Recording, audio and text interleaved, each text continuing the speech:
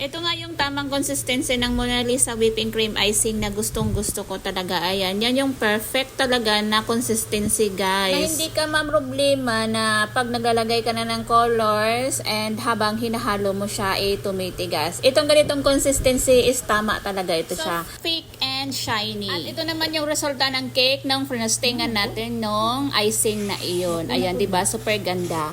So, ito na guys, umpisahan natin sa pag-whip nitong Mona Lisa whipping cream. Kita na naman, hindi pa siya talaga nabuksan. So, naka-chilled ito overnight. Importante na naka-chilled para mag-volume yung ating whipping cream. At uubusin natin tong isang pack dahil marami akong paggagamitan. And then, lalagyan natin siya ng sugar powder. So, yung brand ng sugar powder na ginamit ko dito is yung Sugar King. 3 tablespoon ng powdered sugar para sa isang pack ng whipping cream.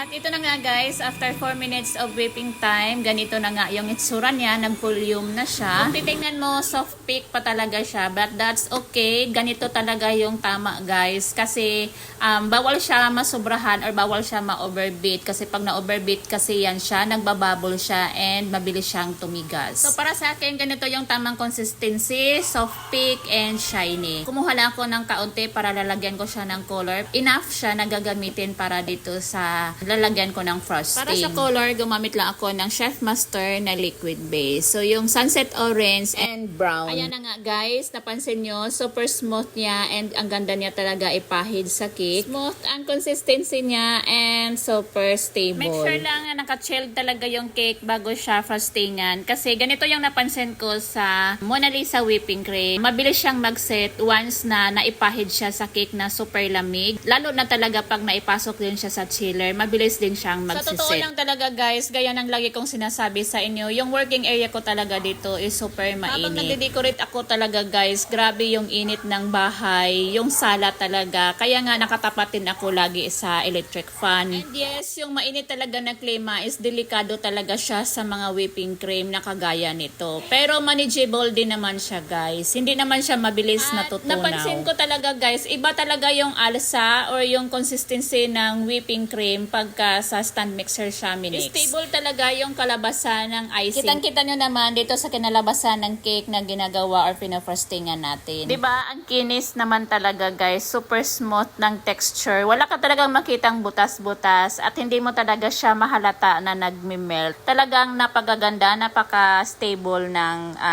structure niya. By the way, ang size ng cake natin is size 8x5 and 6x5.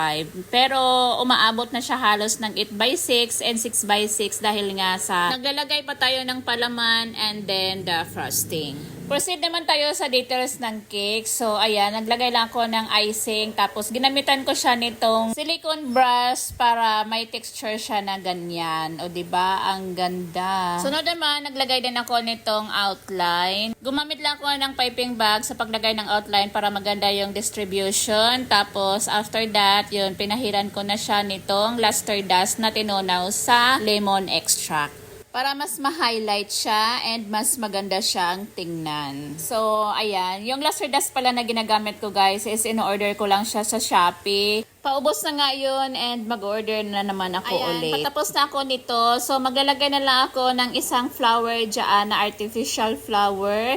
And then, itutusok ko na din itong Mr. and Mrs. na acrylic topper. Dinudugtungan ko pala ng paper straw yung acrylic topper kasi para mas maibaon ko siya ng mabuti. Para maiwasan na matumba siya guys. Baka masira yung ating cake. After ko pala na-decoratean is na-chilled ko lang ito ng 30 minutes. So after 30 minutes dumating na kaagad yung yung sasakyan na magsusundo sa amin para ihatid kami dito sa venue. Naabutan nga namin na nagsisit up pa sila ng pika-pika. Ayan si Ma'am Danica, siya yung in charge ng pika-pika. At ito nga, binigyan naman ako ni Sir Angelo ng pagkain. Naka-reserve talaga to para sa mga suppliers. Sarap! Ito yung cake sa tabi ko guys, ayan. At ito naman si Sir Angelo, ng Angelo's Decor, and siya ang co-or of the day. Team up din kasi sila ng Arman Works event na siyang host and organizer ng event today. So maya-maya ipapakita ko sa inyo guys. Anyway, ito naman yung aming MC. Ayan siya. Super ganda. Katabi naman si Ma'am Danica na siyang in charge ng pika-pika. Ito naman yung may-ari ng catering at ayan naman yung bibi ko. Oh, diba? Magkakasama kami lahat dito guys. Look at my cake guys. Ayan. Napaka-stable talaga. Super galing talaga ng Mona Lisa. Ayan, so bali doon yung pika-pika. And then sa kabila naman na side ang venue. Kasalukuyan ginaganap dyan ang wedding ceremony. Kaya yung cake namin is hindi pa siya naipasok. Ito naman si Sir Red, yung may-ari ng Armine Works event na siyang host ng event today. Diba amazing? Ang babata pa talaga nila guys, pero napaka-hardworking. Ang gagaling nila. Napaka-dedicated sa trabaho. And madiskarte. Galing talaga, galing. Donut the side.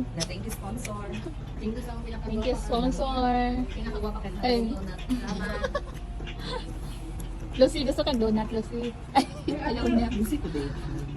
Lucy, man dyan to. Charito, Ako ba mag-good sa charito? So, iya ka di ako.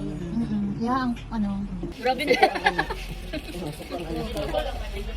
Pagkatapos nga pala namin dito sa Instagrill, dumiretso naman kagad ako ng bangkirohan para bumili ng flowers na Bibis bread. Pagka-uwi ng bahay guys, agad ko naman ginawa ang mga orders na ito. Ayan siya. So hindi ko na siya nagawa ng video talaga guys dahil gahol na ako sa oras at nagmamadali talaga ako. Ayan, so Kindeland yung team niya. May kasama na din ito 12 pieces na cupcakes at ito na nga yun guys. So bali ang cake na ito ay bali ang magre-receive nito is yung sa paluwagan na kinikater ko. And then may kasama syempre siya 18 pieces na cake balls for free.